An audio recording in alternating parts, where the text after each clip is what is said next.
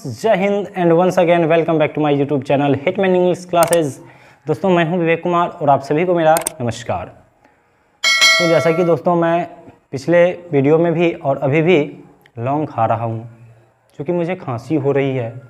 तो आप लोगों में से किन्हीं को अगर ये लग रहा हो कि च्युइंगम चबा रहे हैं, तो ऐसा बिल्कुल भी नहीं है। इसके लिए थोड़ा सा सॉरी चाहूँगा क्योंकि वीडियो बनाने में दिक्कत हो सकती थी, तो इसलिए अभी भी लौंग खा रहा हूँ। तो क्या आप फाइनली रेडी हैं क्लास करने के लिए? 3, 2, 1 एंड लेट्स गो। तो चलते हैं, अब क्लास की शुरुआत करते हैं। और आज फर्स्ट बेसिक क्लास है, तो इसमें हम जानने का प्रयास करेंगे कि आखिर इंग्लिश क्यों पढ़ना चाहिए और कैसे पढ़ना चाहिए। दोस्तों, जैसा कि हर वो काम, हर वो बातें, हर वो चीज़ जिसमें हमें इंटरेस्ट नहीं होता है ना, वो बिल्कुल बोरिंग सा लगने लगता है। ठीक ऐसा ही है इंग्लिश के साथ भी। इंग्लिश के बारे में आपको जानकारी नहीं है और उसके बारे में बताया नहीं गया आप लोगों को। आप ही नहीं, हम भी उसी में से एक हैं। जैसे कि बचपन से क्लास 10 तक बिहार बोर्ड से ही पढ़े, तो बिहार बोर्ड के बच्चों के साथ होता क्या है कि क्लास 10th तक इंग्लिश कंपलसरी नहीं है, और कंपलसरी नहीं होने की वजह से बच्चे इंग्लिश पर फोकस नहीं करते हैं ज़्यादा, और डायरेक्ट जब 12th में आते हैं तो वहाँ जाके वो सड्डी हो जाते हैं। ठीक, तो हम भी 12th के बाद काफ़ी कोशिश की और वहाँ से काफ़ी हार्डवर्क करने के बाद इंग्लिश बिल्कुल आज इजी लगने लगा, और फाइनली मैं आज आप सभी के सामने आया हूँ आप लोगों को समझाने के लिए, और प्रयास करूँगा कि बेहतर से बेहतर तरीके से आपको समझाया जाए। तो आज इंग्लिश की शुरुआत करते हैं। सबसे पहले हम टेंस से। टेंस का मतलब ये बिल्कुल नहीं है कि हम टेंस पूरा डिटेल्स में अभी पढ़ाना स्टार्ट कर दिए। टेंस एक छोटा सा टॉपिक है जिसके बारे में हम आपको थोड़ा बहुत बताने वाले हैं, क्योंकि बच्चे बचपन से टेंस का स्ट्रक्चर पढ़ते रहते हैं, उसका डेफिनेशन याद करते रहते हैं, लेकिन फिर वो समझ नहीं पाते हैं। तो उसको हम समझाने का प्रयास करेंगे कि आखिर टेंस है क्या। तो जैसा कि हर व्यक्ति अपने जीवन काल का 90% जी लिया होता है, अगर उसका प्रेजेंट से कंपैरिजन किया जाए तो ऐसा इसलिए कि प्रेजेंट जो है, प्रेजेंट में अभी क्या हो जाएगा कुछ अता पता नहीं है, और फ्यूचर में भी क्या होगा किसी को कुछ नहीं पता। तो हमेशा हम ये जानते हैं कि हम अगर अभी प्रेजेंट से अपना कंपैरिजन करें तो अपने जीवन का मैंने 90% जी लिया है। और दोस्तों, एग्ज़ाम में इंग्लिश से 90% क्वेश्चन जो आते हैं वो पास्ट से ही रिलेटेड होते हैं, तो इसलिए हमें पास्ट पे ज़्यादा फोकस करना है, बहुत ही ज़्यादा। आप इंग्लिश जो पढ़ते हैं उसका मुख्य उद्देश्य होता है, पहला तो इंग्लिश के थ्रू जो है हम किसी कम्पिटिटिव एग्ज़ाम को क्लियर करें और हम जॉब ले लें, क्योंकि एक अच्छे लेवल का अगर जॉब चाहिए तो उसके लिए इंग्लिश काफ़ी इम्पोर्टेंट हो जाता है। दूसरी बात रही किसका और कहाँ यूज है, तो इसका लेटर राइटिंग में या फिर राइटिंग स्किल अगर डेवलप करना है तो इसमें बहुत ही ज़्यादा यूज होता है पास्ट का। ठीक, तो दोस्तों पास्ट पे बहुत ही ज़्यादा फोकस करेंगे आगे जब भी पढ़ेंगे पास्ट के बारे में। अब चलते हैं प्रेजेंट के बारे में पढ़ते हैं। प्रेजेंट में हम 5% लिखे हैं। ठीक, प्रेजेंट 5% का मतलब हुआ कि 5% लोग जो होते हैं वो प्रेजेंट को केवल इंजॉय कर रहे होते हैं। जैसे कि कुछ बच्चे आए, बहुत शरारती टाइप के होते हैं ना, हम भी बहुत शरारती थे और अभी भी थोड़ा बहुत हैं, ऐसा लग नहीं रहा होगा। तो कुछ बच्चे ऐसे होंगे जो आते हैं यहाँ केवल हंसी मजाक करने के लिए क्लास में, तो थोड़ा सा हंसी मजाक हुआ और वो इंतज़ार करते रहते हैं कि कब छुट्टी होगी, कब छुट्टी होगी। छुट्टी होती है तो वो पतली गली से निकल जाएंगे, घर गए, कॉपी इधर उधर फेंके और अपना फिर कहीं खेलने निकल गए। तो ये जो हुए 5% लोग, वो अपने कैरियर में जो है प्रेजेंट को एंजॉय कर रहे होते हैं।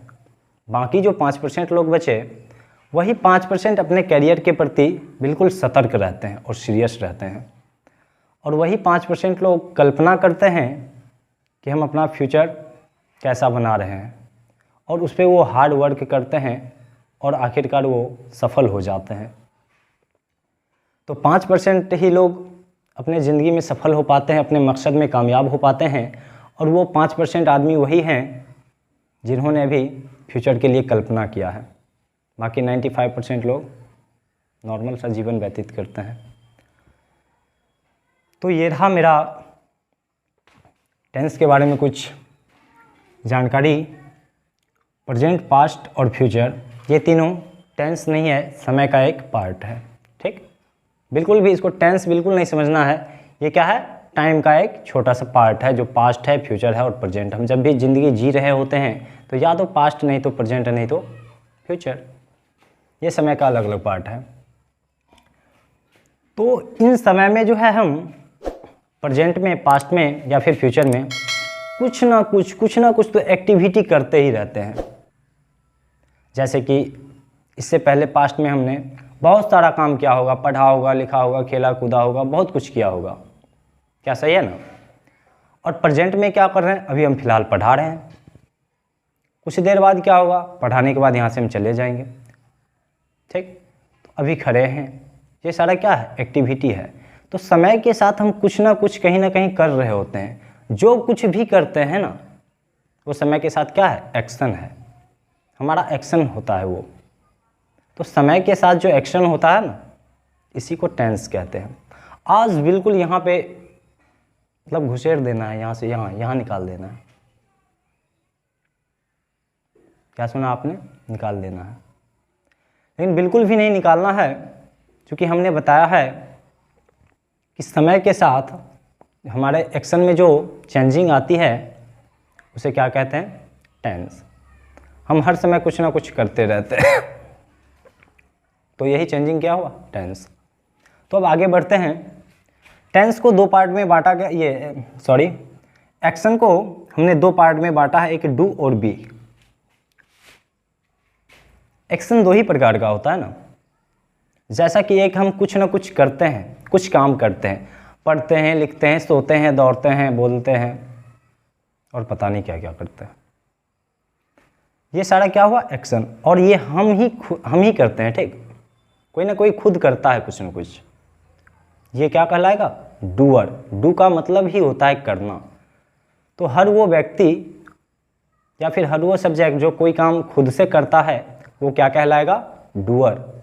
और जो भी डूअर होगा उसके साथ जो वर्ब का प्रयोग किया जाएगा, वर्ब का मतलब होता है एक्शन, एक्शन का मतलब हुआ क्रिया। तो जो भी डूअर जो है कुछ भी काम करेगा वो क्या होगा? उसका वर्ब मेन वर्ब कहलाएगा। जैसे वह पढ़ता है, यहाँ पे मैंने लिखा है ही रीड्स। वह क्या काम कर रहा है? पढ़ने का काम कर रहा है। तो वह के साथ जो ये पढ़ना आया ना, ये वह खुद कर रहा है। पढ़ने का काम कोई और आएगा करने के लिए? नहीं, वह पढ़ रहा है, ये वो खुद कर रहा है। तो इसमें जो है वर्ब, पढ़ने का काम करना, वो क्या हो गया? Main verb. अब बात करते हैं बी के बारे में। जैसा कि हमने बताया कि एक होता है डूअर और एक होता है नन डूअर। जो खुद से काम नहीं करता है उसे क्या कहते हैं? Non doer. जैसे हम लेते हैं, यह एक मार्कर है। क्या ये खुद से काम कर रहा है? तो जवाब है बिल्कुल नहीं। ये काम बिल्कुल भी नहीं कर रहा है। यह एक मार्कर है, तो ये सेंटेंस क्या हो गया? नन डूअर के अंतर्गत आ गया। और वह पढ़ता है तो वह कहीं ना कहीं काम कर रहा है, वो डूअर के अंतर्गत आ गया। तो जो भी डूअर होगा तो डूअर के साथ मेन वर्ब हो गया। पहले मेन वर्ब आपने समझ लिया। जो काम करता है, जो खुद कोई ना कोई एक्शन करता है उसे क्या कहते हैं? डूअर। और डूअर में हमने मेन वर्ब के बारे में बता दिया है। ठीक, ये रहा मेन वर्ब रीड्स। अब बात करते हैं दूसरा नन डूअर। नन डूअर में कोई तरह का एक्शन वो खुद नहीं करता है, कुछ ना कुछ होता है। काम या तो हम करते हैं नहीं तो होता है। क्या बोला मैंने? काम या तो करते हैं नहीं तो होता है। जैसे हम लोग खेलते हैं, क्या काम कर रहे हैं? खेल रहे हैं। यहाँ पे हमने काम किया खेलने का, ये क्या हो गया, खेलना, मेन वर्ब हो गया। लेकिन अगर यही कह दें वह एक डॉक्टर है, क्या वो काम कर रहा है? तो इसका जवाब है बिल्कुल नहीं, क्योंकि हमने बताया वह एक डॉक्टर है, डॉक्टर के बारे में बताया। तो यहाँ काम कोई नहीं कर रहा है, काम हो रहा है। वह डॉक्टर है, यह एक मार्कर है, वह एक घर है, हम लोग छात्र हैं तो हैं, इसमें तो कुछ नहीं कर सकते हैं ना, हैं तो हैं, कुछ काम तो नहीं कर रहे हैं। तो या तो होता है नहीं तो करते हैं, और जो चीज़ करते हैं वो क्या कहलाता है, डूअर, ठीक। और जो होता है नॉन डूअर उसको हम पढ़ते हैं बी के अंतर्गत। ये जो बी हुआ ना, इसके अंतर्गत हम पढ़ेंगे 24 एक्सिलरी वर्ब के बारे में, 24 एक्सिलरी वर्ब के बारे में, जिसमें कि हम इसको 3 पार्ट में बांटेंगे आगे जस्ट, जिसको हम बोलते हैं इज हो गया, एम हो गया, आर हो गया, ये सारे क्या हैं, एक्सिलरी वर्ब। इसी को हम हेल्पिंग वर्ब के नाम से भी जानते हैं।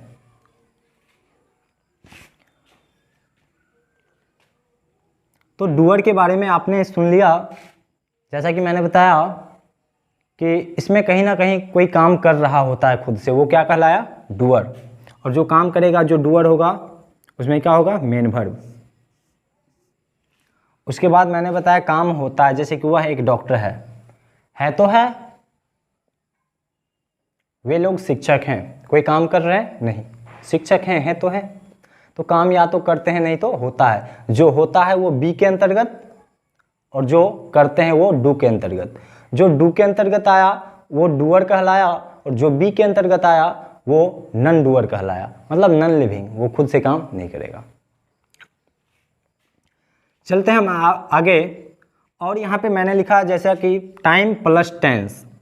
तो दोस्तों टाइम जब भी आएगा, टेंस जब भी आएगा तो टाइम के साथ ही आएगा। टाइम और टेंस दोनों एक दूसरे के बिना अधूरा है, क्योंकि समय के साथ ही तो हम कोई ना कोई एक्टिविटी करते रहते हैं, इसलिए केवल हम टेंस नहीं पढ़ेंगे, टाइम के साथ टेंस पढ़ेंगे। क्या हम कोई काम करते हैं तो उस टाइम बंद हो जाता है क्या, नहीं, टाइम चलते रहता है। तो हम जो भी कुछ करते हैं उस समय उस टाइम गुजरता रहता है, तो इसीलिए हम जब भी पढ़ते हैं तो पढ़ते हैं टाइम प्लस टेंस, दोनों एक दूसरे के बिना अधूरा है। टेंस को हम चाहे तो वर्ब भी कह सकते हैं। आपसे अगर कोई पूछ दे कि टेंस क्या है, तो बस कहना है एक वर्ब, ऐसा मान लेना है। चूंकि क्रिया के स्वरूप में जो परिवर्तन होता है, जैसे अभी पढ़ा रहे और यहाँ से बाहर निकल गए, तो समय के साथ हमने क्या किया, अपने एक्टिविटी में चेंजिंग ला दिया, यहाँ से चला गया। इस दौरान जो समय लगा, समय के साथ मेरे क्रिया में जो परिवर्तन हुआ वो क्या कहलाया, टेंस। अब चलते हैं आगे। आगे लिखा हुआ है मेन वर्ब। तो मेन वर्ब के नीचे लिखा हुआ लैंग्वेज।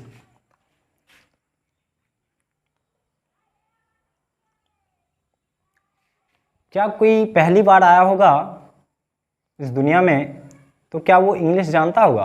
बिल्कुल नहीं।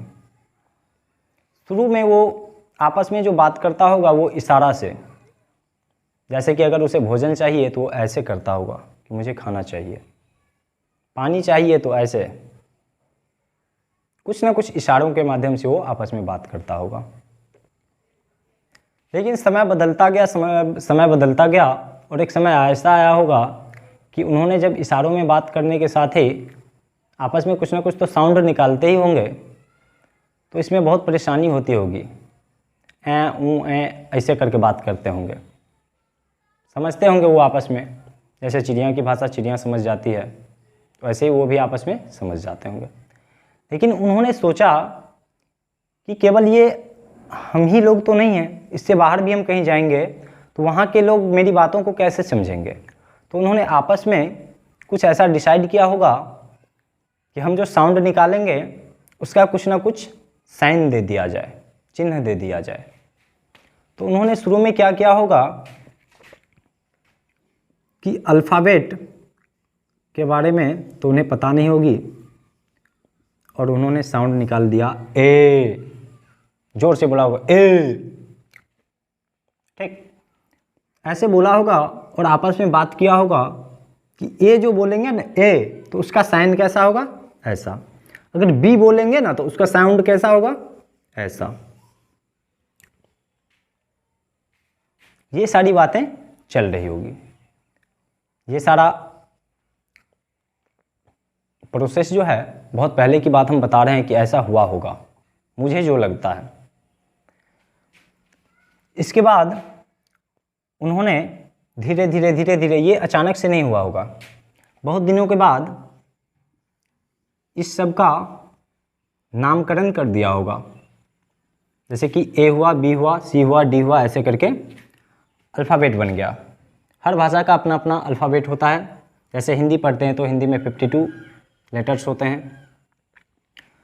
तो ये जो है इंग्लिश अल्फ़ाबेट, इसके सबसे छोटे यूनिट को क्या कहा जाता है, letter. A B C D ये सारा क्या है, लेटर है। अगर आपसे कोई पूछे अल्फ़ाबेट क्या है तो अक्षरों के समूह को क्या कहते हैं, अल्फ़ाबेट। लेटर का 26 जो लेटर है इसके पूरे ग्रुप को क्या कहते हैं, अल्फ़ाबेट। अल्फ़ाबेट्स भूल से भी नहीं कहना है, नहीं तो इसका मीनिंग चेंज हो जाएगा। ऐसा नहीं कि अगर एक है तो अल्फ़ाबेट हुआ, 2 है तो अल्फ़ाबेट्स हो जाएगा। इसी तरीके से 26 लिखा हुआ है 26 तक, तो इसका मतलब अल्फ़ाबेट्स लिख देंगे, तो ऐसा करना बिल्कुल गलत होगा, ये ध्यान में रखिएगा। और आगे जस्ट बताने वाले हैं अगले वीडियो में अल्फ़ाबेट को अल्फ़ाबेट्स क्यों नहीं बोलेंगे। तो अल्फ़ाबेट के सबसे छोटे यूनिट का नाम दिया गया लेटर, और लेटर से बड़ा क्या हुआ, वर्ड। तो अब जानते हैं कि वर्ड क्या होता है। वर्ड जो है अक्षरों को समूह को वर्ड कहते हैं, ऐसा हम लोगों ने याद किया था बहुत दिन पहले, लेकिन ऐसा है बिल्कुल नहीं। अक्षरों के समूह की बात करें, जैसे कि मैंने लिख दिया अब CMDE, ये मैंने लिख दिया, इसका कोई अर्थ निकला, कोई अर्थ नहीं निकला। तो जब ग्रुप जो होगा, लेटर्स का जो ग्रुप होगा ना, उसका अगर मीनिंग नहीं निकल रहा हो तो वो वर्ड बिल्कुल नहीं कहलाएगा। तो वर्ड वो कब कहलाएगा, जब उसका कुछ ना कुछ मीनिंग निकल रहा हो, सही कुछ ना कुछ उसका अर्थ निकल रहा हो। जैसे अब CAT, कैट लिख दिया हमने, कैट का मतलब क्या हो गया, बिल्ली। इसका कुछ ना कुछ मीनिंग निकला, क्या कहलाया, वर्ड। अब बात करते हैं हम थोड़ा सा कि वर्ड जो है आई क्या है। आई के बारे में अगर कोई पूछ दे, आई क्या है, लेटर है या फिर वर्ड है, हो तो सकता है कोई तो पूछ देगा कि आई का मतलब मैं होता है, लेकिन आई क्या है, वर्ड है या फिर लेटर है। तो आपको ऐसे समझाना होगा उसको कि अगर आई का मतलब, आई मीन्स अगर मैं होता है तब तो वो वर्ड है। अगर उसका मीनिंग निकल रहा है, आप अगर उसका मीनिंग निकाल रहे हैं तब तो वो वर्ड है, वरना वो क्या है, एक लेटर है। तो ऐसा कहना बिल्कुल गलत होगा कि अक्षरों के समूह को वर्ड कहते हैं, अब से नहीं कहना है, ठीक। अक्षरों के समूह, एक हम अक्षरों का समूह लेते हैं MGNT, क्या लिखा हुआ, इसका कोई मीनिंग नहीं है। तो इसका जब कोई मीनिंग नहीं है तो क्या ये वर्ड कहलाएगा, नहीं। जैसे हम बात करते हैं OD, इसका कोई मीनिंग नहीं निकल रहा है, लेकिन है तो ये अक्षरों का समूह। और वर्ड तो लेटर का ग्रुप है, लेकिन इसका कुछ मीनिंग नहीं निकल रहा है, तो ये वर्ड नहीं कहलाएगा। अगर इसी में हम इसको आपस में बदल देते हैं, DO कर देते हैं, डू, तो डू का मतलब क्या हो गया, करना। इसका कुछ ना कुछ अर्थ निकला, तब जाके ये क्या कहलाया, वर्ड। तो इसी तरीके से जब लेटर्स का ग्रुप मिले ना और उसका कुछ ना कुछ मीनिंग निकले, तब जाके हम उसे वर्ड कहेंगे। ऐसे नहीं कह देना है कि वर्ड है। तो आई क्या है, इसके बारे में हमने बता दिया है कि इसका अगर कोई मीनिंग पूछे, कि जैसे आई का मतलब होता है मैं, जब अर्थ निकले तब जाके क्या कहना है, ये एक वर्ड है। और जब लेटर्स का जो है ग्रुप होने के बावजूद उसका कोई तरह का अर्थ ना निकले तब क्या कहना? कुछ भी नहीं है, लेटर है। चलिए, तो अब हम थोड़ा सा आगे बढ़ते हैं, इसको मिटा रहे हैं थोड़ा सा।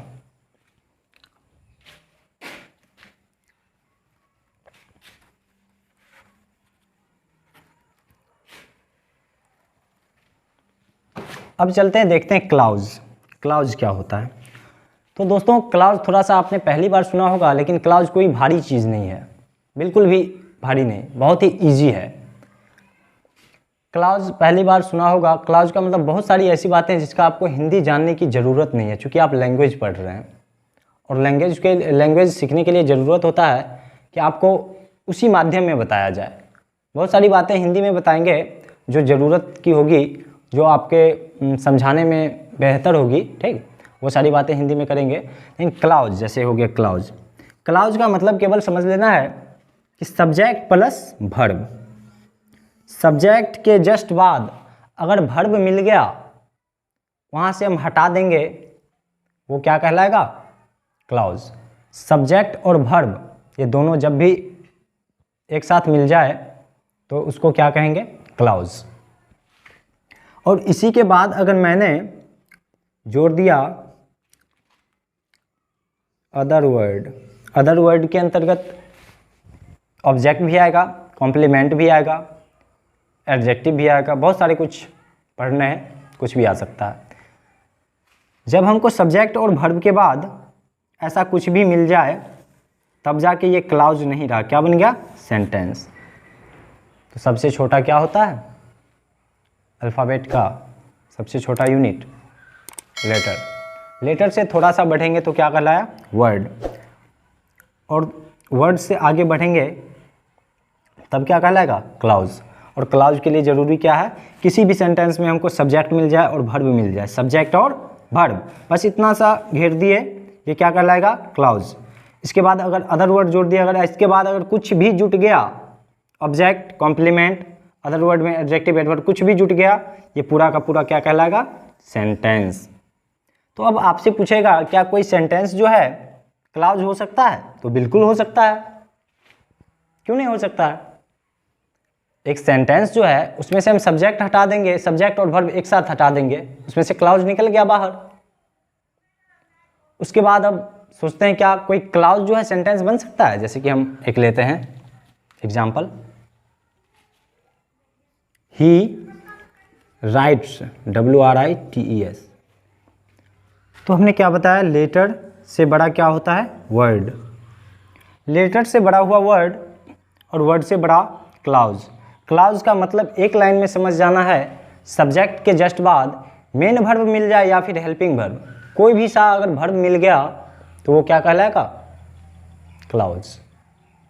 और अगर उसके बाद अगर कोई भी सा अदर वर्ड मिल गया, कुछ भी, पूरा का पूरा क्या कहलाएगा? सेंटेंस। और उसी सेंटेंस में से अगर हमको कहीं क्लाउज हटाने के लिए तो सब्जेक्ट और वर्ब को अलग कर देंगे। क्लाउज भी अलग अलग प्रकार के होते हैं, ये सारा कुछ पढ़ेंगे अगले क्लास में। और क्लाउज से थोड़ा सा बड़ा क्या होता है? सेंटेंस। सेंटेंस के बारे में भी अभी जस्ट बात कर रहे थे कि सब्जेक्ट के बाद वर्ब मिल गया तो वो क्या कहलाएगा? क्लाउज। और क्लाउज के जस्ट बाद अगर अदर वर्ड मिल गया, अदर वर्ड में कुछ भी आ सकता है, चाहे वो ऑब्जेक्ट हो, कॉम्प्लीमेंट हो, या फिर एडजेक्टिव हो, एडवर्ब हो, कुछ भी हो, हमको मतलब होना चाहिए सब्जेक्ट और वर्ब के बाद। सब्जेक्ट और वर्ब के बाद अगर कुछ भी एक्स्ट्रा मिल गया वो पूरा का पूरा सेंटेंस कहलाएगा। और उसी में से अगर बात करें क्लाउज, तो सब्जेक्ट के जस्ट बाद हेल्पिंग वर्ब हो या फिर मेन वर्ब हो, उतना सा पार्ट को हम हटा देंगे तो वो क्या कहलाएगा? क्लाउज। अब बात करते हैं क्या कोई सेंटेंस क्लाउज हो सकता है? तो जी हाँ, बिल्कुल हो सकता है। सेंटेंस में वर्ब होगा जरूर और सब्जेक्ट होगा जरूर। दुनिया का कोई ऐसा सेंटेंस नहीं जिसमें सब्जेक्ट और वर्ब ना हो। सब्जेक्ट होगा ही और वर्ब होगा ही, और सब्जेक्ट और वर्ब को हम हटा दें तो वो क्या कहलाएगा? क्लाउज। और सब्जेक्ट वर्ब के जस्ट बाद अगर अदर वर्ड में हम कुछ भी ऑब्जेक्ट डाल दें, ऑब्जेक्ट के अलावा हम कॉम्प्लीमेंट डाल दें, कुछ भी डाल दें, पूरा का पूरा हो गया सेंटेंस। तो अब यहाँ से आपको पूछ देगा कि क्या कोई सेंटेंस क्लाउज हो सकता है? तो बिल्कुल हो सकता है। ही राइट्स ए लेटर, इसमें क्लाउज है, ही राइट्स। और इसी पूरा का बात करें, ही राइट्स ए लेटर, तो ये पूरा का पूरा क्या कहलाएगा, सेंटेंस। अब जैसे कि एक एग्जाम्पल लिखे हुए हैं, ही इज़ ए डॉक्टर, इसमें ही और इज़, यहाँ तक की बात करें ही इज़ तक का, ये क्या है, क्लॉज है। और ही इज़ ए डॉक्टर की बात कर रहे हैं, पूरा का पूरा सेंटेंस है। तो सेंटेंस में क्लॉज हो सकता है, लेकिन एक क्लॉज में सेंटेंस बिल्कुल नहीं हो सकता है। जैसे कि एक एग्जांपल और है इधर, वह पढ़ता है, ही रीड्स, ये दिखने से लगता है कि सेंटेंस है, लेकिन ये सेंटेंस है नहीं। ही रीड्स सब्जेक्ट के बाद क्या है, केवल वर्ब, वर्ब के बाद कुछ नहीं है, वो पूरा का पूरा क्या कहलाएगा, क्लॉज। तो एक बार फिर से देख लेते हैं, लेटर से बड़ा होता है वर्ड, और वर्ड से बड़ा होता है क्लॉज, और क्लॉज से बड़ा होता है सेंटेंस। इस सब के बारे में भी और ज़्यादा डिटेल से बात करेंगे अगले वीडियो में। उम्मीद करते हैं कि ये वीडियो आपको अच्छा लगा होगा, और हम यहाँ से निकलेंगे तो आप स्क्रीनशॉट ज़रूर ले लीजिएगा और अपने नोटबुक में नोट कर लीजिएगा। और फिर तब तक के लिए थैंक्स, और जाते जाते आप सभी को जय हिंद।